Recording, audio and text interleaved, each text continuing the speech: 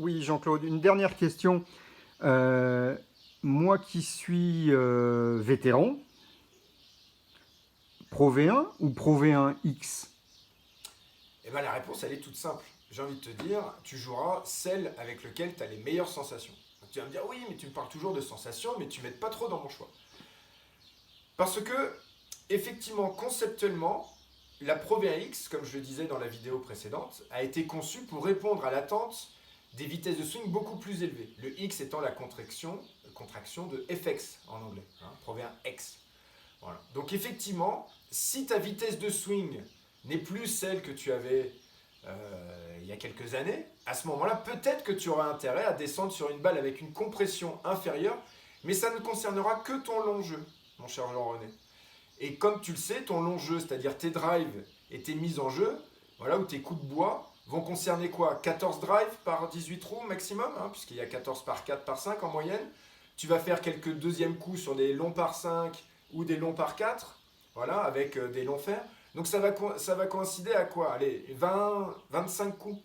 Donc c'est pas par rapport à ces 20, 25 coups qu'il faut que tu choisisses ta balle, mais plutôt les 5 autres coups qui vont te permettre de jouer sous les 80 ou sous les 70.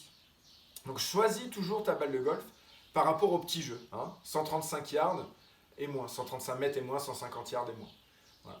Maintenant, évidemment, les ingénieurs ont conçu différents modèles de balles, et notamment la Pro V1X a un double noyau, donc c'est une balle 4 pièces, double noyau, une enveloppe, une coque. La Pro V1, balle 3 pièces, un noyau, d'accord, une enveloppe et une coque.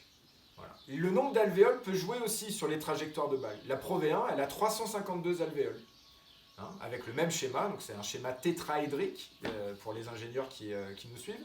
Voilà. Alors que la Pro V1X n'a que 328 alvéoles, toujours positionnées en schéma tétraédrique également.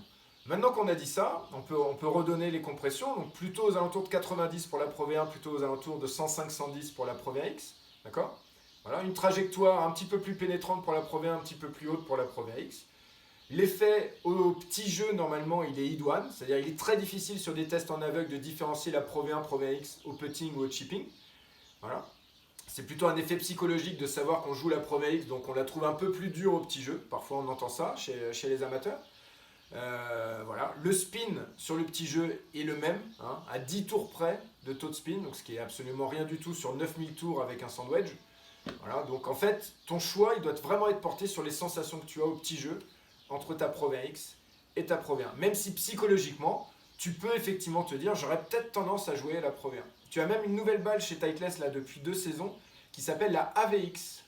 Hein, donc c'est une alternative A comme alternative à la V et à la X. Voilà. Et celle-ci, elle a été conçue à la demande des seniors américains, donc justement dans la catégorie dont tu fais partie, qui ont une vitesse de swing qui a tendance à ralentir avec l'âge, voilà, et qui voulaient toujours jouer une Pro V1, Pro VX, mais ils estiment qu'ils n'avaient plus assez de vitesse pour l'optimiser sur les longs coups. Donc Titleist a sorti l'alternative à la V1 VX, la AVX. C'est peut-être une balle que tu devrais essayer.